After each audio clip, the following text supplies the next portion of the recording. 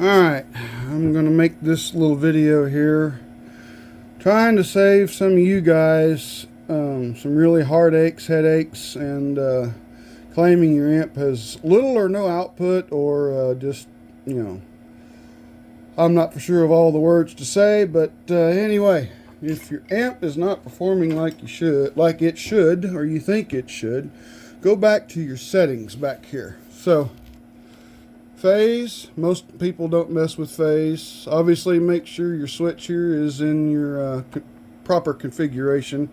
If it's not being strapped to another one, you want it in output master mode. Next, I'm going to go to low pass filter, LPF, low pass filter. So, when some of these amps come in, I know they've been clipped to death just because of obvious repair reasons. And when the low pass filter is almost completely, where it's only going to pass maybe 40 hertz and down. So not everybody's box is tuned to 20 hertz or subsonic. So open this up some more if you don't know or don't have the proper equipment to properly set your low pass filter. Next, I wish manufacturers would leave this completely out. This is a horrible thing. Don't ever use this. If you're having to use this, something needs to change. Subsonic. So the difference between low pass and subsonic.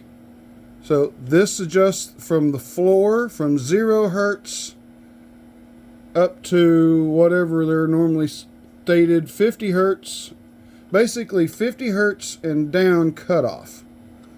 This is from the band 50 hertz, 250 hertz up here to 35 hertz.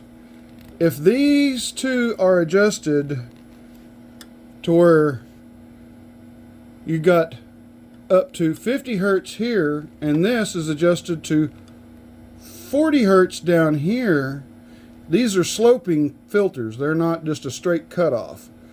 So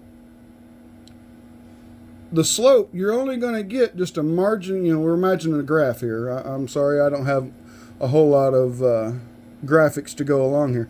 But you're not going to get full pass of any kind of power. You can have the gain absolutely maxed out, and so your clipping indicator into here, your clipping light here, is looking for clipped signals coming into the amp. Or not at the RCA, it's actually at a portion inside the amplifier.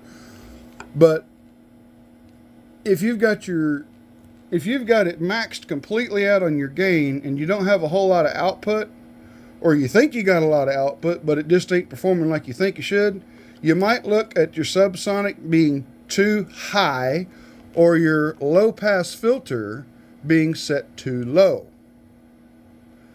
There's something for you guys to think about. The the installer, whoever's tuning the amplifier, just go back over the work, because if these are overlapping, you're not going to get any power, or very little. And believe it or not, there has been amplifiers come in this shop and say my amplifier has no output, and those two settings be completely overlapped, and of course there's going to be no output because of those settings. Personally, this is my personal thing, is I turn this all the way to the bottom, and that's all the way to the top, completely wide open. I honestly, Class D kind of needs it. Subwoofer amps kind of need the filters in them, but I would have these three removed. Phase, that's for professionals. Leave that alone. But gain is, to me, that's all that needs to be on an amplifier. If it's going to amplify, let's just amplify whatever signal I'm sending to it, and I'm going to use a DSP or the DEC to control my inputs. But that's all. Have a nice day.